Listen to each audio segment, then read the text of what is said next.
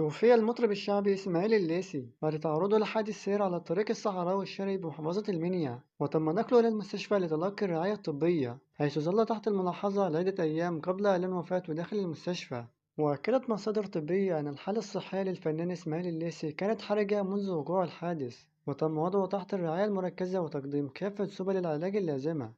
وكان الحادث قد وقع أثناء عودة الفنان وفرقته الموسيقية من إحياء حفل محافظة أسيوط. وذكرت التقارير أن الحادث نتج عن تصادم بين سيارتين على الطريق الصحراوي، وأسفر عن وقوع عدد من الإصابات وحالات الوفاة. وأثار الخبر حالة من الحزن الشديد بين جمهوره ومحبيه، إذ يعد إسماعيل الليثي من الأصوات المميزة التي تركت بصمة واضحة في الساحة الفنية خلال السنوات الأخيرة، وقدم العديد من الأغاني التي نالت شهرة واسعة وحققت نجاحا كبيرا. ومن المنتظر أن نشيع جنازة الفنان إسماعيل الليثي خلال الساعات المقبلة، وسط حضور كبير من محبيه وأقاربه وزملائه في الوسط الفني، فيما لم تعلن الأسرة حتى الآن تفاصيل العزاء بشكل رسمي. رحم الله الفنان إسماعيل الليثي واسكنه في سيح جناته، وألهم أسرته ومحبيه الصبر والسلوان.